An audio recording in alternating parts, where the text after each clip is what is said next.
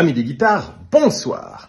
Alors que nous nous apprêtons à lancer notre 16e campagne Ulule, un rapide coup d'œil en arrière nous permet de constater que notre catalogue, certes modeste, couvre déjà un large éventail de genres. La fantasy, bien sûr, mais aussi le fantastique, l'horreur, la BD historique ou mythologique, la BD jeunesse, le policier ou le contemporain. Il existe néanmoins un genre très important que nous n'avions pas encore abordé jusqu'à ce jour, la science-fiction. C'est désormais chose faite grâce à ce prochain projet pour lequel je ne cache pas mon enthousiasme tant l'affiche est prometteuse. Amateur d'uchronie cauchemardesque, de novlangue et de justice expéditive, le système veille sur vous. Aujourd'hui, on va parler de Fury.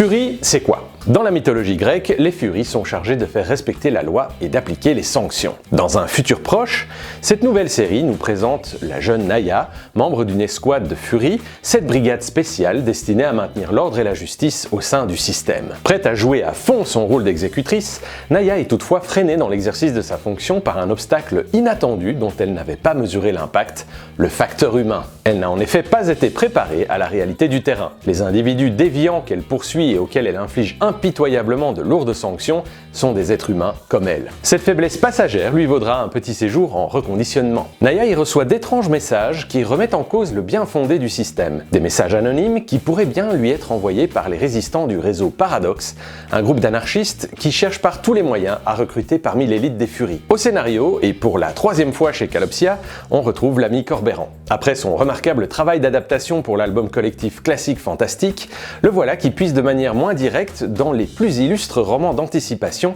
pour nous offrir une uchronie quelque part entre 1984 et Judge Dredd. Au dessin, on retrouve le talentueux dessinateur serbe Milan Drča, alias Munch. Vous le connaissez peut-être pour sa série Tuer de Gaulle, parue chez Delcourt en 2022 et 2023. Munch nous offre ici, à mon humble avis, son travail le plus abouti à ce jour. Précision chirurgicale de son style colle parfaitement au récit et vient souligner l'atmosphère paranoïaque dans laquelle baignent les héroïnes. N'oublions pas de mentionner le remarquable travail de mise en couleur de Núria Sayago, coloriste argentine résidant en France, qui a parfaitement su retranscrire l'ambiance oppressante de ce monde déshumanisé. Voici donc un nouveau projet ambitieux, prévu en 2 tomes, qui saura, je l'espère, titiller votre curiosité et peut-être vous convaincre de nous soutenir sur la plateforme de financement Ulule. Le lien est dans la description. Quant à moi, je vous dis à bientôt pour la présentation de notre prochain titre et je vous souhaite d'ores et déjà d'excellentes fêtes de fin d'année. Ciao!